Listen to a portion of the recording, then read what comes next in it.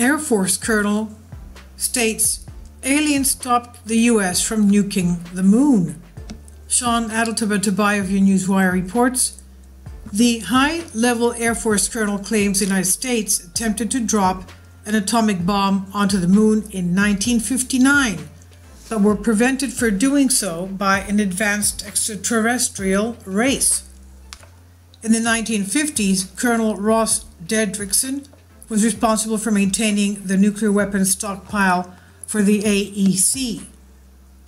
Collective Evolution reports, as his obituary states, he was assigned to the U.S. Atomic Energy Commission.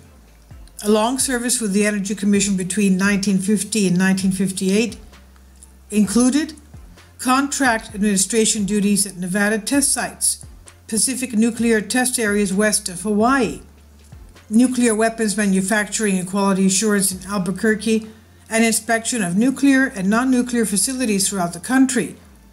He served with the 5th Air Force in Japan and later as a ranking colonel, officer in charge of the Pacific Unified Command TM's alternate command and control center in Hawaii.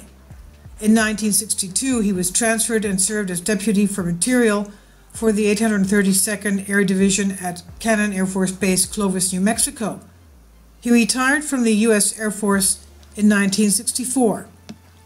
He's one of hundreds of military whistleblowers with verified backgrounds to have been brought forth by Dr. Stephen Greer's Disclosure Project. His testimony about UFOs, especially about UFOs and nuclear weapons, can be corroborated by wealth of information and evidence that's now available within the public domain. Many of these whistleblowers have made multiple appearances at the National Press Club in an effort to get this information out to the whole world, with the most recent example being the citizens' hearing on disclosure, which took place a few years ago. With such a professional background, working in the places he has worked, it's safe to infer he was privy to sensitive information on a number of subjects. This is not just a random high-ranking military whistleblower talking about a random issue. There are many whistleblowers and documents clearly outlining a decades-long relationship between UFOs and nuclear storage facilities and test sites. A number of those incidents have visual confirmation, along with air and ground radar confirmation as well. In the interview below, Dedrickson explains how the American government tried to detonate a nuclear weapon on the moon, but were prevented from doing so.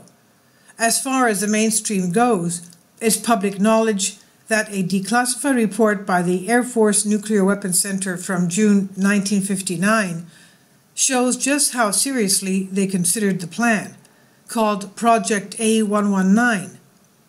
In general, they wanted to investigate the capability of weapons in space, as well as gain further insight into the space environment and the detonation of nuclear devices within it. As far as the information below, that probably goes deeper into the black budget.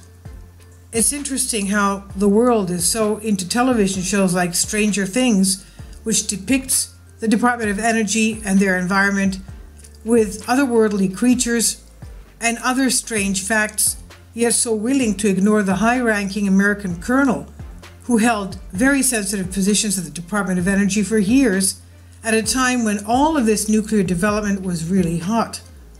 He is the real deal, and it's interesting to ponder what he might really know. Quote, I also learned about incidents involving nuclear weapons, and among these incidents were a couple of nuclear weapons sent into space were destroyed by the extraterrestrials. At the very end of the 70s and the early 80s, we attempted to put a nuclear weapon on the moon and explode it for scientific measurements and other things, which was not acceptable to the extraterrestrials.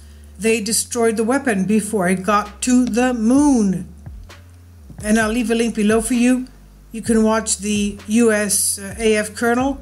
It's about 12 minutes long, Ross Dedrickson, Saucers over DC, and you can listen to that.